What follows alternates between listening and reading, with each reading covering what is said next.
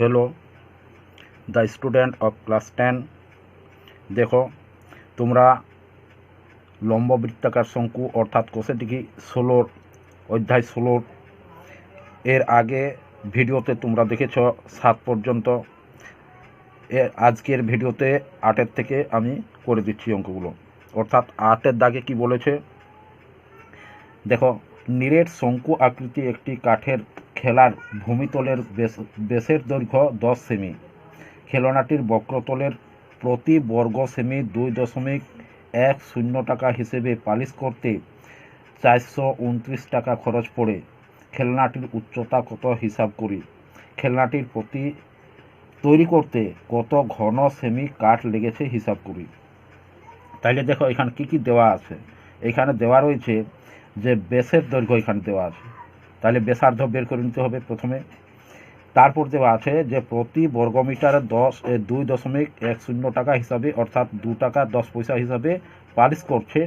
তাহলে পালিশ করতে মোট টাকা লেগেছে 429 টাকা। অর্থাৎ এখানে বক্রতল বা পার্শ্বতলের ক্ষেত্রফল বলে দেওয়া আছে, বক্রতলের মানে ক্ষেত্রফল। তাহলে এখানে বক্রতলের ক্ষেত্রফলটা বের করে নিতে হবে। অর্থাৎ 429 টাকাকে প্রথমে এই যে প্রতি বর্গমিটার দেওয়া আছে, তাহলে এই টাকাটা দিয়ে অর্থাৎ 2.10 টাকা দিয়ে যদি আমরা মোট টাকাটাকে আমরা ভাগ করি, তাহলে আমরা পেয়ে যাব ওই বক্রতলের ক্ষেত্রফলটা। তাহলে বক্রতলের ক্ষেত্রফলটা বের করে নিব। তারপরে আমরা বের করে নিব কি বলে তির্যক উচ্চতাটা আর উচ্চতাটা। তারপরে আমরা পেয়ে যাব এই যে এর আয়তন, সেই আয়তনটা অর্থাৎ কত ঘন সেমি কাঠ রয়েছে তা। এখানে দেখো কাঠের খেলনার ভূমিতলের ব্যাস 2r = 10 সেমি দেওয়া আছে। তাহলে r = কত হবে, অতএব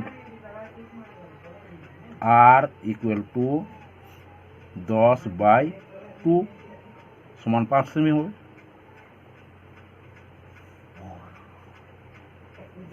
আর কি দেওয়া আছে যে বক্রতল পালিশ করতে, আবার বক্রতল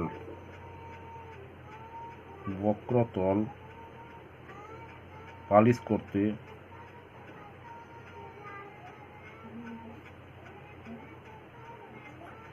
করতে প্রতি বর্গ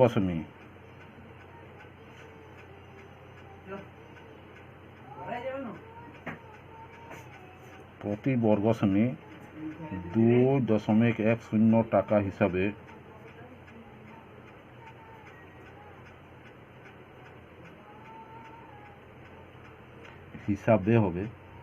হয়ে যাচ্ছে খরচ পড়ে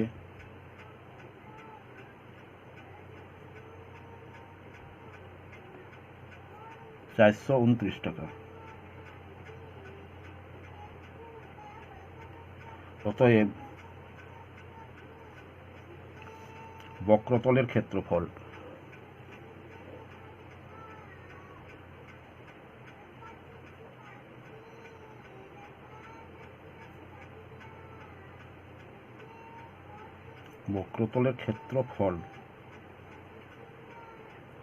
ইকুয়াল টু 429/2.10 ইকুয়াল টু কত হচ্ছে আমাদের 429 গুণিত 100/210। অর্থাৎ এখানে যে দশমিক ছিল সেই দশমিকের জন্য উপরের দিকে একটা 1 নিয়ে নিয়েছি, আর দশমিকের উপর দুটো সংখ্যা রয়েছে তার জন্য দুটো আমি শূন্য নিয়ে নিয়েছি। তাহলে এইখানে শূন্য কেটে দিচ্ছি, এইখানে শূন্য কেটে দিচ্ছি। তাহলে আমাদের কত থাকছে এখানে 429 গুণিত 10/21 এত বর্গ সেমি হবে, যেহেতু প্রতি বর্গ সেমি বলা আছে। এককটা হবে বর্গ সেমি।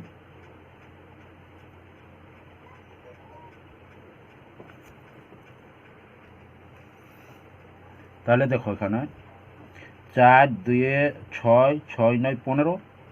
তাহলে 15কে আমরা 3 দিয়ে ভাগ করতে পারি, অর্থাৎ গোটা সংখ্যাটাকে আমরা 3 দিয়ে ভাগ করতে পারবো।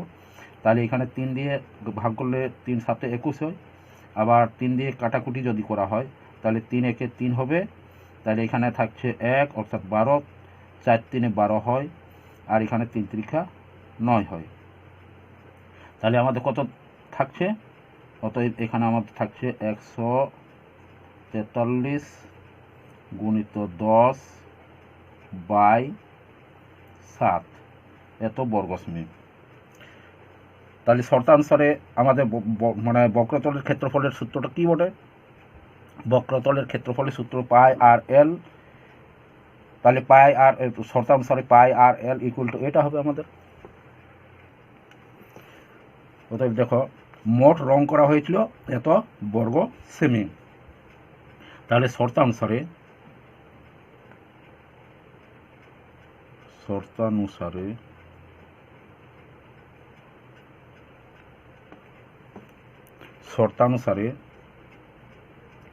পাই আর এল ইকুয়াল টু হচ্ছে আমাদের 1 4 3 গুণিত 10 বাই 7, বা এখানে পায়ের মান বসিয়ে নি 22/7 গুণিত আর ইকুয়াল টু 5 রয়েছে, এল ইকুয়াল টু 143 ইন্টু 10 বাই 7। তাহলে এল ইকুয়াল টু কত হবে? 143 গুণিত 10 বাই 7 গুণিত এখানে হবে 7 বাই 22 ইন্টু 7 হবে 5 হবে।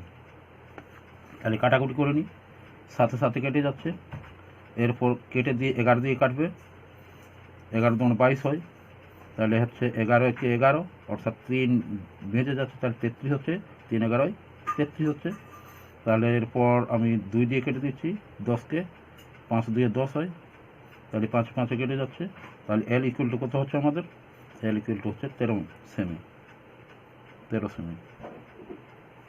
তাহলে এল ইকুয়াল টু আমরা 13 সেমি পেয়ে গেলাম। এরপর আমরা বের করে নিব উচ্চতা। তাহলে উচ্চতা বের করতে আমরা কি জানি? অতএব আমরা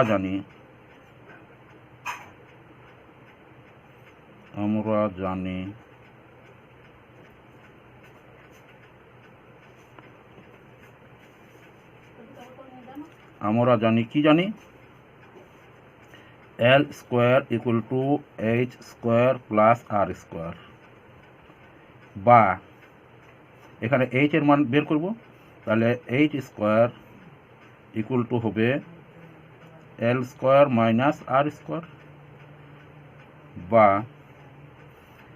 এইচ ইকুয়াল টু হবে এল স্কোয়ার মাইনাস আর স্কোয়ার, বা এইচ ইকুয়াল টু হবে এখানে 13 স্কোয়ার অর্থাৎ এল এর মান 13 বের হয়েছে, তাহলে 13 স্কোয়ার মাইনাস আর এর মান 5 অর্থাৎ 5 স্কোয়ার। এখানে সেমি হবে, এককটা সেমি রয়েছে।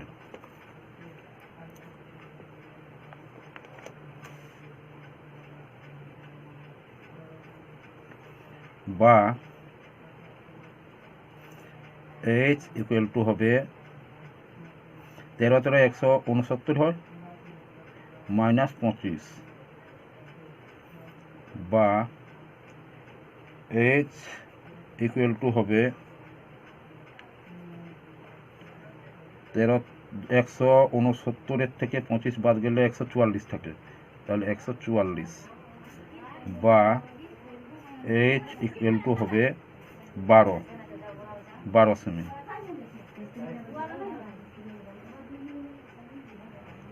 তাহলে আমাদের এইচ ইকুয়াল টু বের হয়েছে 12 সেমি, অর্থাৎ উচ্চতা আমাদের বের হয়ে গেল। এরপর আমাদের আয়তনটা বের করলেই হবে। অতএব খেলনাটির আয়তন হবে 1/3 গুণিত পাই আর স্কোয়ার এইচ। শঙ্কুর আয়তন হচ্ছে 1/3 pi R square H equal to 1/3 into 22/7 into R square বলতে এখানে 5 স্কোয়ার, তাহলে 5 স্কোয়ার করে দিই। আর এইচ বলতে এখানে হচ্ছে 12, তাহলে ইকুয়াল টু হবে 1/3 ইন্টু 22/7 ইন্টু 5 গুণিত 5 গুণিত 12 ঘন সেমি। তাহলে হবে ইকুয়াল টু হবে, এখানে 3 কেটে যাচ্ছে, 3 4 12 হয়, তাহলে 4 হচ্ছে, এখানে 3 4 12 হচ্ছে, তাহলে এখানে হচ্ছে 22 আর 10, ওই 5 5 25, 22 5 5 আর 20 যদি গুণ করা হয় তাহলে গুণফল হবে 2200 বাই 7, নিচে 7 রয়ে যাচ্ছে, এত ঘন সেমি ইকুয়াল টু হবে, যদি ভাগ করা হয় তাহলে 3 পূর্ণ, এই 314 পূর্ণ হবে, 314 পূর্ণ 2/7 হবে। তোমরা ভাগটা করে নিবে, এত ঘন সেমি, অর্থাৎ এত ঘন সেমি কাঠ তৈরি করতে এত ঘন সেমি কাঠ লেগেছিল। এটা হবে অ্যান্সার। দেখো 9 দাগে বলেছে, লম্ব বৃত্তাকার শঙ্কু আকৃতি একটি লোহার পাতের বোয়া তৈরি করতে 75 পূর্ণ 3/7 বর্গমিটার লোহার পাত লেগেছে। তাহলে এখানে লোহার পাত দেওয়া আছে, বোয়াটি তৈরির তির্যক উচ্চতা 5 মিটার, তবে বোয়াটিতে কত বায়ু আছে এবং বোয়াটির উচ্চতা কত হিসাব করি। তাহলে এখানে দেওয়া আছে বোয়াটি তৈরি করতে হয়েছে, অর্থাৎ এখানে পার্শ্বতলের ক্ষেত্রফল দেওয়া আছে 75 পূর্ণ 3/7 বর্গমিটার, আর তির্যক উচ্চতা দেওয়া আছে। বের করতে হবে কি বোয়াটিতে কত বায়ু আছে এবং বোয়াটির উচ্চতা কত, তাহলে এগুলা বের করতে হবে। তাহলে দেখো প্রদত্ত, অর্থাৎ দেওয়া আছে বোয়াটির সমগ্র তলের ক্ষেত্রফল 75 পূর্ণ 3/7 বর্গমিটার, অর্থাৎ সমগ্র তলের ক্ষেত্রফলের সূত্র হচ্ছে পাই আর ইন্টু আর প্লাস এল। তাহলে ইকুয়াল টু হচ্ছে, এটার পূর্ণ ভেঙেছি, অর্থাৎ 75-এর সঙ্গে 7-এর গুণ করেছি, প্রথমে গুণ করে 3-এর সঙ্গে যোগ করেছি, যোগফল হয়েছে 528, আর এখানে রয়েছে হরে 7, অতএব 7 দিয়ে দিয়েছি, এত বর্গমিটার। এবং তির্যক উচ্চতা এল ইকুয়াল টু দেওয়া আছে 5 মিটার। তাহলে বের করতে হবে কি বোয়াটির আয়তন, অর্থাৎ 1/3 পাই আর স্কোয়ার এইচ সমান কত, এবং বোয়াটির উচ্চতা অর্থাৎ এইচ ইকুয়াল টু কত। তাহলে আমাদের প্রথমে দেওয়া আছে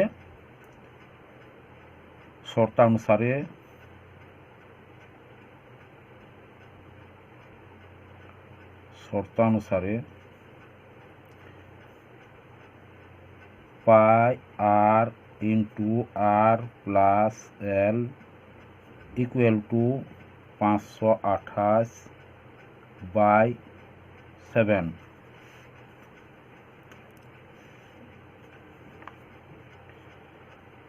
বা 22/7। এখানে আর এর মান আমাদেরকে বের করতে হবে, তাহলে আর ইন্টু আর প্লাস এল, এল এর মান রয়েছে 5 ইকুয়াল টু 528/7, বা R square plus 5r equal to, এটা 22/7টা অপার দিকে নিয়ে যাচ্ছি, তাহলে হবে 528/7 ইন্টু 7/22, এখানে হরটা লব আর লবটা হর হয়ে যাবে, তাহলে এটা সাথে সাথে কেটে যাচ্ছে। এরপর আমাদের হচ্ছে যে এখানে রয়েছে 28, 4 2 দিয়ে কাটা যাবে, তাহলে 2 দিয়ে 11 2 22, 2 দিয়ে তাহলে 11 দিয়েও কাটা যাবে অবশ্য, তাহলে 11 2 22, এটা হচ্ছে 11 4 11 44, তাহলে 4 11 44 44,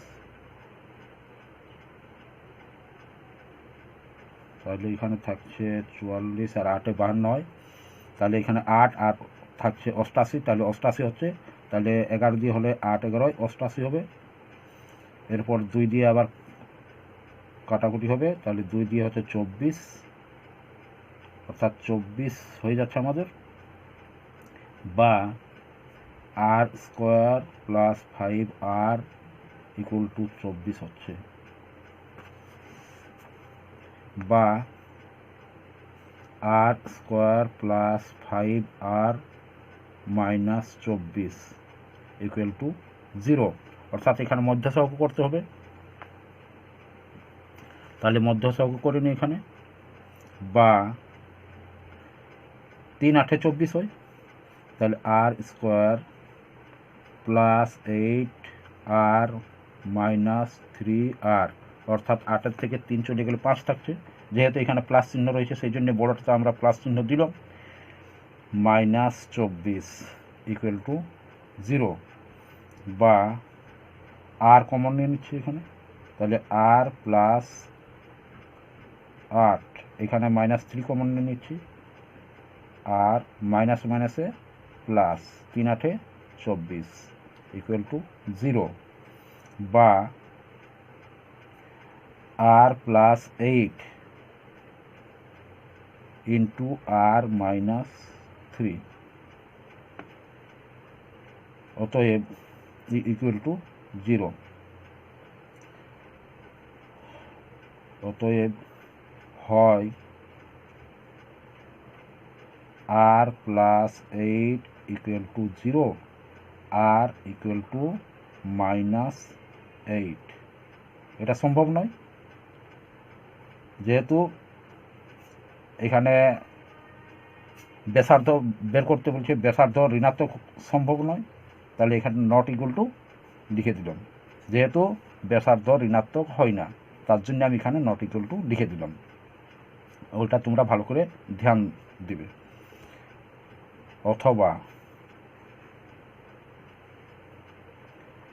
অথবা R minus 3 equal to 0, R equal to 3।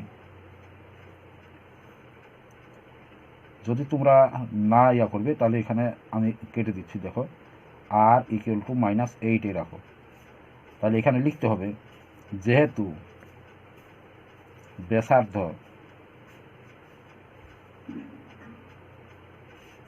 ঋণাত্মক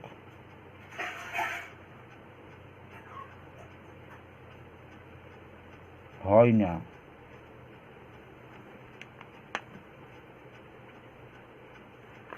তাই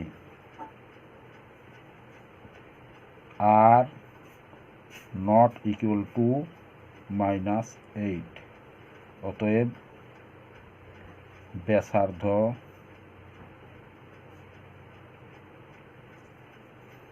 আর ইকুয়াল টু 3 হবে।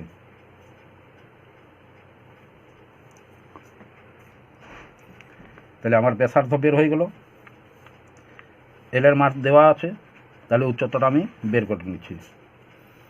অতএব আমরা জানি এল স্কোয়ার, এখানে ডাইরেক্ট আমি করে দিচ্ছি, H equal to L square minus R square, বা এইচ ইকুয়াল টু, দেখো ডাইরেক্ট বের করে দিচ্ছি, H equal to L square minus R square, এটা আমাদের জানা রয়েছে, বা এইচ ইকুয়াল টু এল এর মান দেওয়া আছে 5, 5 স্কোয়ার, আর এর মান বের হলো 3, তাহলে 3 স্কোয়ার, বা এইচ ইকুয়াল টু 25, 3 3 9, বা এইচ ইকুয়াল টু 16, 25 থেকে 9 গেলে 16 থাকে, বা এইচ ইকুয়াল টু 4 সেমি, 4 মিটার, মিটার হচ্ছে, এটাও মিটার হবে। তাহলে এইচ এর মান আমরা পেয়ে গেলাম, এইচ এর মান হচ্ছে 4 মিটার, অর্থাৎ উচ্চতা হচ্ছে 4 মিটার। তাহলে এর আয়তনটা আমরা বের করে নিই। অতএব আয়তন ইকুয়াল টু, তাহলে বয়াটির আয়তন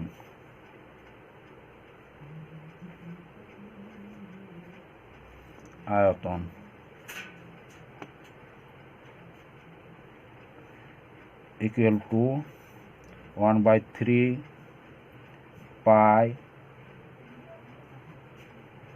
আর স্কোয়ার এইচ ঘনমিটার। 1/3 ইন্টু 22/7 ইন্টু আর এর মান হচ্ছে 3, অর্থাৎ 3 এর স্কোয়ার, 3 গুণিত 3 একেবারে ডাইরেক্ট করে দিচ্ছি। আর এইচ এর মান হচ্ছে 4, বা এখানে 3 একটা 3 কেটে দিচ্ছি। তাহলে আমাদের কথা হচ্ছে 22 গুণিত 3 গুণিত 4। তাহলে 22 গুণিত 3 গুণিত 4 সমান কত হবে?